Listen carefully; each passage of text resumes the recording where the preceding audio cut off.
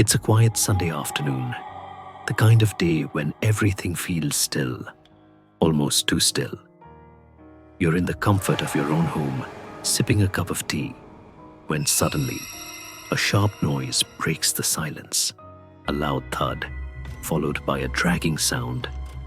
You jump out of your seat, heart racing, only to find nothing out of place. Everything is exactly as it was before. But then, you notice it. An old, dusty box on the floor, just outside the living room. A box that was never there before. You don't remember hearing the front door open or anyone entering your home. What's even stranger is that the box doesn't look like it belongs. It's old, weathered, with strange symbols carved into its sides. Symbols that seem to shift when you look away. As you try to move closer, a chill runs down your spine. It's as if the air around it has become heavier, colder. That's when you realize, this is no ordinary box. This is something much worse. It's an object, a cursed object. And from the moment you touch it, your world begins to unravel. This is the story of a seemingly normal man named Derek, an average guy with an average job, living an average life. Derek had always believed in the rationale, the explainable. But that all changed the day he came across the box. It wasn't something he sought out, nor did he expect it to change his life. But some things can't be avoided, no matter how much you try. The box was found by chance, an estate sale in a small town on the outskirts of the city. Derek, always a fan of antiques and oddities, stumbled across it while browsing through an old barn full of forgotten treasures. Nothing seemed particularly remarkable about the box at first glance, except for its unsettling aura. It sat in a dark corner, partially hidden behind stacks of old furniture and dusty curtains. A faint hum seemed to vibrate through the air around it, but Derek chalked it up to his overactive imagination. The moment Derek touched the box, it was as though the air around him thickened. His heart began to race, and a cold shiver crept up his spine. He could feel the hairs on the back of his neck stand up, and for the first time in his life, he wondered if he had made a mistake by picking it up. Derek had no idea what he was buying when he picked up the box at the estate sale. The old man's warning echoed in his mind, but Derek brushed it off, eager for the thrill of owning something rare. At first, the strange occurrences were minor: a fallen picture frame, a flickering candle. But soon, his life turned into a series of bizarre events. His furniture moved on its own, objects vanished and reappeared, and mysterious messages flooded his phone, all saying, "Get rid of the box." Desperate, Derek searched for answers but found nothing. The box had no history, no story. As the curse deepened, Derek realized it wasn't just him. It was affecting everyone around him. The true horror hit when his best friend, Nick, stayed over, and Derek saw the curse unfold in full force.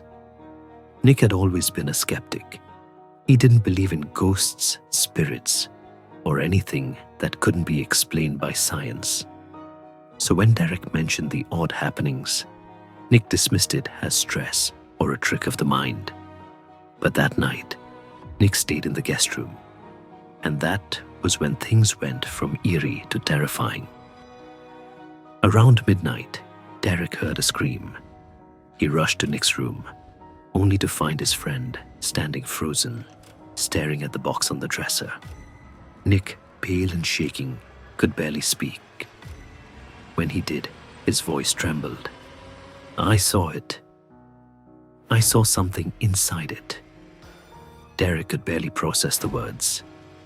He tried to reason with Nick, but his friend was too terrified to say anything more. That night, Nick left the house, refusing to return. Derek was left alone, standing in front of the cursed box. realizing that his life had already been irrevocably changed. There's no going back from a discovery like that. Once you encounter something that defies logic, it's as if the world shifts on its axis. Derek's obsession with the box only grew from there. He couldn't stop himself from seeking answers, even though every answer only led to more confusion. The question is, could Derek break free from the curse of the box, or would it continue to haunt him forever? Derek's determination to destroy the box grew with each passing day, but the closer he came to the truth, the more elusive the solution seemed.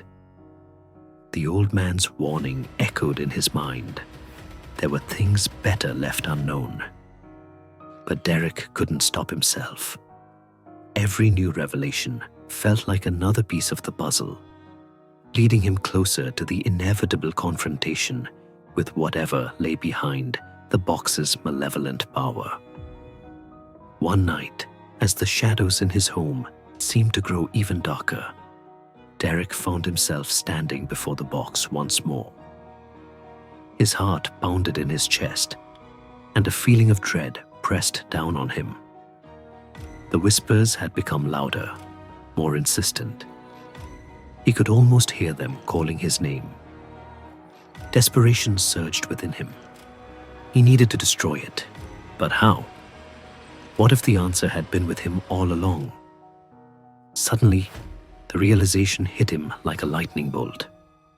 The box was not just a key, it was a trap, but one that had been set for him specifically. He wasn't meant to escape. It wasn't just about breaking the curse, it was about freeing whatever was trapped inside. And that thing wanted to stay. In that moment, Derek made a decision. He wouldn't just try to destroy the box. He would destroy everything it represented. Whatever twisted force was using it to manipulate him. But the price of his choice would be high. As the room seemed to close in around him, Derek knew the final confrontation was at hand. The box, now fully awakened, would stop at nothing to claim him, and whatever lay on the other side of that door might already be waiting for him. Derek's heart pounded as he stood frozen before the box, the weight of everything he had learned crashing down on him. The figure inside, a grotesque, shifting mass of darkness, loomed larger, its voice echoing in his skull. "You opened the door, Derek. You were always meant to." The truth hit him like a ton of bricks. This wasn't an accident. The box had been a beacon, waiting for him, calling him. The air thickened, the shadows curling toward him, and the temperature plummeted. The figure spoke of forgotten gods, once rulers, now freed after centuries of imprisonment. The world around Derek twisted, reality warping as the malevolent force pressed in, suffocating him. Panic surged within him. But then, Derek remembered the key that had felt so strange, so warm in his hand. It was part of the box, the ritual, the way to either destroy or seal it again. Desperate, he grabbed the key and plunged it into the box. A scream, a deafening, inhuman shriek, ripped through the room, shaking the very foundations of reality. The walls cracked, the room shuddered under the immense power of the entity. "You think you can close the door?" The figure spat, its fury palpable. Derek pushed harder, gripping the key with every ounce of strength he had. There was no turning back. The room exploded in a blinding flash of light. Silence fell. When Derek opened his eyes, the box was closed, sealed tight. The temperature returned to normal. The shadows receded.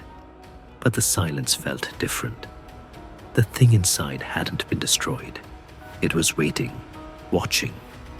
Derek knew it wasn't over. The box had been closed, but the real horror had just begun. Derek's logical world had crumbled, replaced by a terrifying uncertainty. The box, now silent, had only promised a brief reprieve. He hadn't sealed it. He'd merely bought time. The entity within, far beyond understanding, waited, its presence lingering. Derek had hoped to unlock the universe's mysteries, but instead, he had opened a door to something darker and older. The answers he sought were now elusive, and the reality he knew felt fragile. Was it all just a mistake? Or was there a hidden truth waiting to break through? If you enjoyed this story, don't forget to like, share, and subscribe for more chilling tales.